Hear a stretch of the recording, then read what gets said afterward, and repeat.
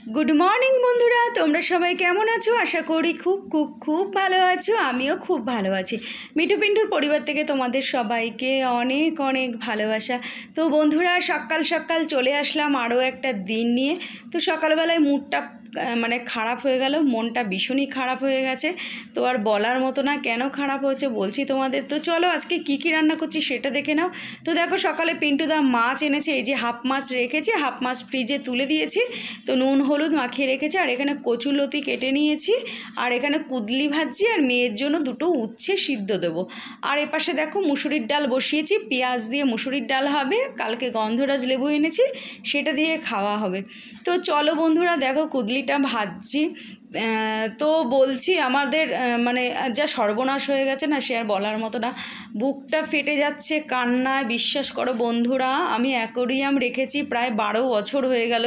তো 12 বছরের মধ্যে কিছু মাছ আমার প্রায় 5-6 বছর একভাবে বেঁচে ছিল।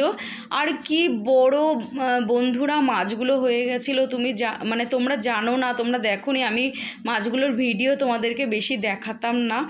তো যাই হোক, সেইখানে মানে আমার অ্যাকোরিয়ামের থেকে 5টা মাছ মারা গেছে। তো এত মনটা খারাপ লাগছে না, আর একটা মাছ অবশিষ্ট বেঁচে আছে। তো সকালবেলায় পিন্টুদা আর কি আমাকে বললো, আর তারপরে পিন্টুদা সকালবেলা আমি ঘুম থেকে ওঠার আগেই আর কি ফেলে দিয়েছে মাছগুলো। আমি দেখতে পারিনি মাছগুলোকে, কেননা আমি মন খারাপ করব সেই জন্য আর কি পিন্টুদা আমি ঘুম থেকে ওঠার আগেই ফেলে দিয়েছে, ভোরবেলাতেই ফেলে দিয়েছে। তো মনটা ভীষণই খারাপ লাগছে।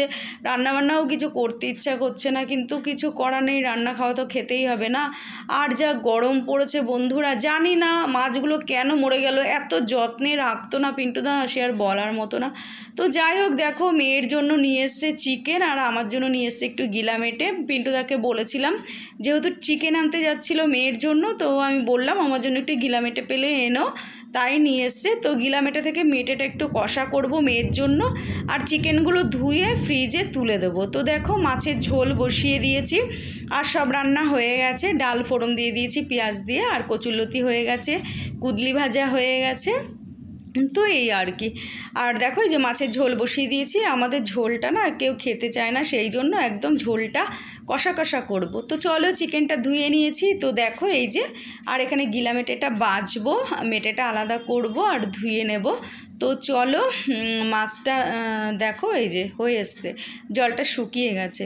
তো যাই হোক, পিন্টুদা বাড়িতে ঢুকবে, ঢুকে তারপরে অ্যাকোরিয়ামটা পরিষ্কার করবে, মাছের জলটা ফেলবে। একটা মাছ বেঁচে আছে জানো তো বন্ধুরা। আর এই যে দেখো গলা আর কচকচিগুলো আলাদা রেখেছি, আর মেটেটা বেছে নিয়েছি আলাদা। তো চলো, কচকচি আর গিলাটা মানে গলা কচকচিটা ফ্রিজে রেখে দেবো, আর মেটেটা একটু মেয়ের জন্য কষা কষা করব। তো মেটে কষাটা খেতে না ভীষণ ভালো লাগে। আর ওই গলা কচকচির মধ্যে মেটেটা দিয়ে দিলে না, মেটেটা গলে যায় আর ভালো লাগে না খেতে। তো চলো ফ্রিজে তুলে দিই চিকেনটা, আর ওই গলা আর আর কি গিলা যেটা আছে সেটা। আর হচ্ছে সাদা বক্সটায় সকালবেলা পিন্টুদা মাছ এনেছিল, সাদা বক্সটার মধ্যে তেলাপিয়া মাছ আর বাটা মাছ রেখে দিয়েছি এইটাই। তো চলো বন্ধুরা, মেয়ের আজকে কলেজ আছে, তাড়াতাড়ি সব রান্নাবান্না সেরে নিই, মেয়ে আবার খেয়ে কলেজে যাবে। তো দেখো মেটে কষাটা বসিয়ে দিয়েছি ভালো করে ধুয়ে ঠুয়ে। তো মাছগুলো কেন জানি না হঠাৎ করে মরে গেল, কি সর্বনাশ হতে চলেছে আমাদের সাথে জানি না। মাছ মরে যাওয়া খুবই খারাপ, অশুভ লক্ষণ, কোনো অশুভ ইঙ্গিত দিচ্ছে। তো জানি না খারাপ কিছু হতে চলেছে।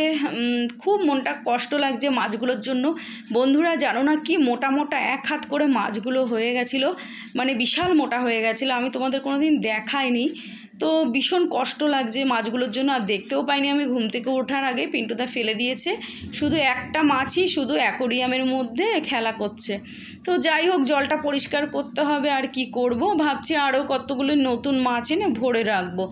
তো কত যত্নে মাছগুলোকে পিন্টুদা রাখে জানো না, মানে খেতে দেয়, তারপরে জল পরিষ্কার করে, তারপরে ওষুধ দেয় জলে, ঠান্ডা বরফ জল দেয়। আর শীতকালে সেই মাছের কি গরম হিটার আছে না কি, তাই কিনে রেখেছে। অনেক যত্ন করতো পিন্টুদা জানো, আমার থেকে পিন্টুদার বেশি কষ্ট লাগছে।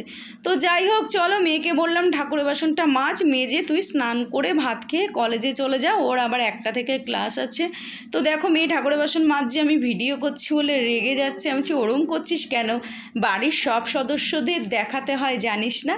তো সেই জন্য। আর পিন্টুদা বাড়ি ঢুকে গেছে, দেখো গামছা পরে লেগে গেছে এই যে অ্যাকোরিয়াম পরিষ্কার করতে।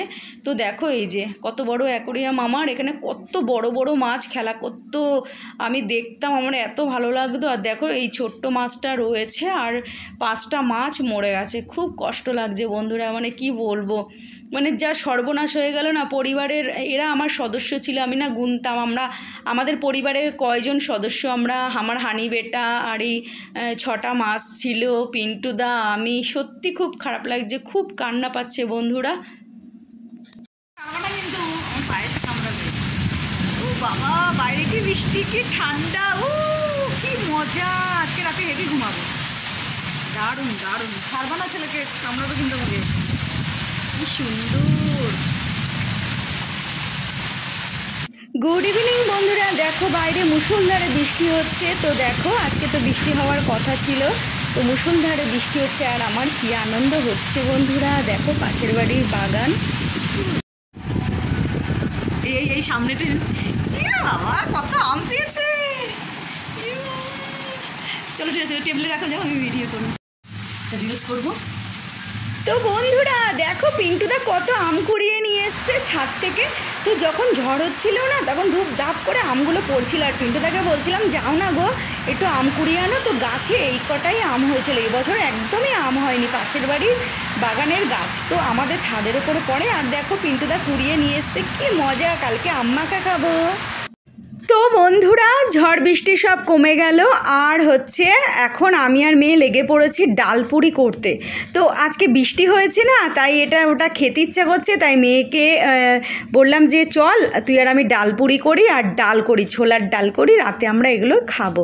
তো চলো দেখো এখানে ছোলার ডাল হয়ে গেছে আর পিন্টুদা চলে গেছে চাটা খেয়ে, আমিও চাটা খেয়ে লেগে পড়েছি এই ছোলার ডাল করতে।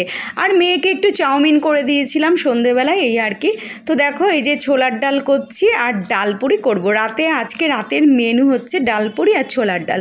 তো চলো, মেয়ে ওদিকে লুচি বেলে ঠেলে নিয়েছে আর পিন্টুদা ময়দাটা মেখে দিয়েছিল, তো লুচির ভেতরে মেয়ে ডালের পুর ঠুট ঢুকিয়ে বেলে নিয়েছে। আর ডালপুরিটা হয়ে গেছে, দেখো গ্যাসটা বন্ধ করে দিয়েছি, আর দেখো এখানে কড়াইতে তেল দিয়ে দিয়েছি।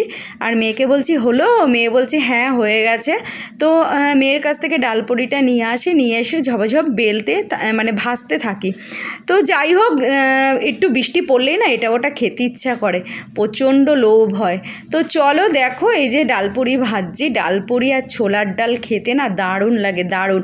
আর যবে থেকে মেয়ে এই জিনিসটা শিখেছে না, তবে থেকে আর আমরা বাইরে থেকে কিনে খাই না, কিনে খেলেও ভালো লাগে না, মনে হয় কি রোশনি যেটা বানাচ্ছে সেটাই বেশি সুন্দর। তো চলো দেখো অনেকগুলো ডালপুরি করেছে, রাতে মোটামুটি হয়ে যাবে। তো মেয়ে 3টে 2টো এরকম দিলেই মেয়ের পেট ভরে যাবে, আর আমারও এরকম 2টো 3টে খেলেই পেট ভরে যাবে।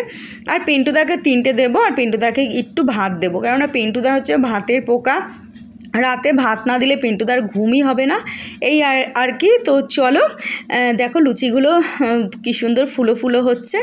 তো যাই হোক, একজন হেল্পার থাকলে না একটু টুকিটাকি এটা ওটা বানিয়ে খাওয়া যায়। তো যাই হোক, আমি দেখো অল্প অল্প তেল দিয়েই ভাজছি, বেশি তেল দিচ্ছি না। আর এগুলো না প্রচুর তেল লাগে, তুমি লুচি পরোটা যাই খাও না কেন ছাকা তেলে না ভাজলে না ভালো লাগে না।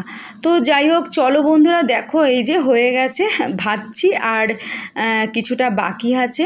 তো এটা ভাজা হয়ে গেলে তারপরে আমরা খেয়ে নেব। আর মোটামুটি এখন প্রায় 9:45 বাজতে যায়, আমি একটু দেরি করেই রান্নাঘরে আসলাম আর কি। আর আজকের ওয়েদারটা একটু ঠান্ডা হয়েছে, রাতে ঘুমটাও ভালো হবে, খুব ভালো লাগছে, মনে না একটা আলাদা শান্তি লাগছে। জানি না এই ঠান্ডাটা কতক্ষণ থাকবে, বা কালকে থাকবে কিনা, বা আজকেই বা কতক্ষণ থাকবে। তো যাই হোক, আমার ঘরে যা গরম সেই তুলনামূলক অতটা ঠান্ডা হয়নি, হয়েছে সামান্য হয়েছে। তো চলো ডালপুরিটা ভাজি, প্রায় হয়ে এসছে বকবক করতে করতে, আর এই কটা আছে। আর মেয়েকে বললাম পাপানকে ফোন কর, আর পাপানকে বল তাড়াতাড়ি চলে আসো, গরম গরম খেয়ে নিই। তো চলো বন্ধুরা, আজকের মতো ভিডিওটা এখানেই শেষ করি। যদি ভালো লেগে থাকে লাইক কমেন্ট করো, আর অবশ্যই সাবস্ক্রাইব করো। টাটা, গুড নাইট, তোমরা সবাই খুব খুব খুব ভালো থেকো।